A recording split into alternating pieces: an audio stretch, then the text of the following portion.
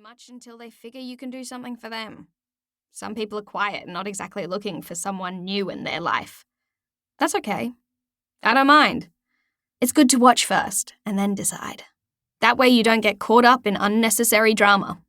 Believe me, after 9 schools over the past 5 years, I've seen enough drama to last me a lifetime. Eleanor, get to the point. What's any of this got to do with someone being stabbed? I'm getting there, I promise. Mental side quests are a specialty of mine. You'll get used to it. So, back to the bus. Sitting sideways and pretending to read a book allows me to get the lay of the land. People are surprisingly vocal when they don't know, or care, who is paying attention.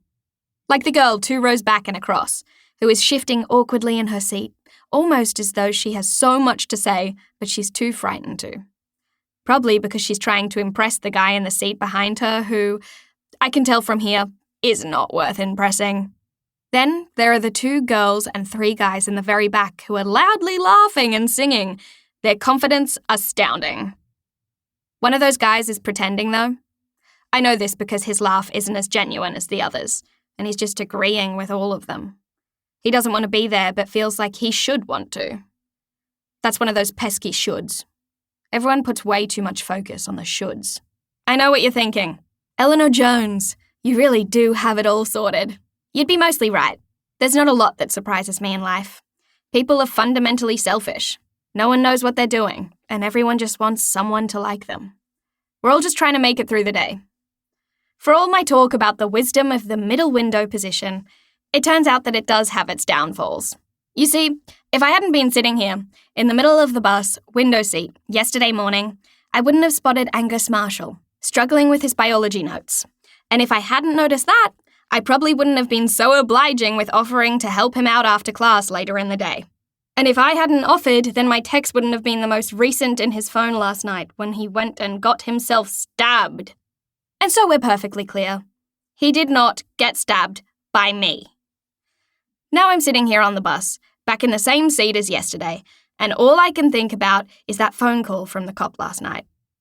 Detective Sergeant Holly Williams. If I'm being honest, she seemed nice. It wasn't like she was saying that I was the one who stabbed Angus or anything, especially when I explained that I've only been at Cooinda Secondary College for less than a week and I'd only met Angus yesterday. Angus isn't dead, by the way. I probably should have said that up front. He is in hospital, though. Detective Sergeant Holly Williams said he was in an induced coma because of some pressure on his brain from where he fell and hit his head. After being stabbed. But apparently he'll be okay. Which is good. He seemed like a nice enough guy. Now I'm on the way to school. Like none of those things even happened, although they clearly did. And I sort of want to talk to someone about it, but because of my fail-safe, leave me alone till I figure you all out method of integrating myself into a new school, I don't have any friends yet. Good one, Eleanor. Good one. The Catcher in the Rye, hey? The first thing I see is the mop of blonde hair in my line of sight. A person in the seat in front of me. Boy-shaped, crooked smile. I look down at the book in my hand, like I'd forgotten I was even holding it. I wasn't expecting anyone to talk to me, and suddenly I can't remember how to structure a sentence.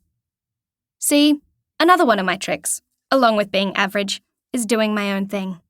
There is nothing more boring to other people than someone who is really happy in their own company. I'm rubbish at drawing, but I have a sketchbook filled with trees because no one cares about that.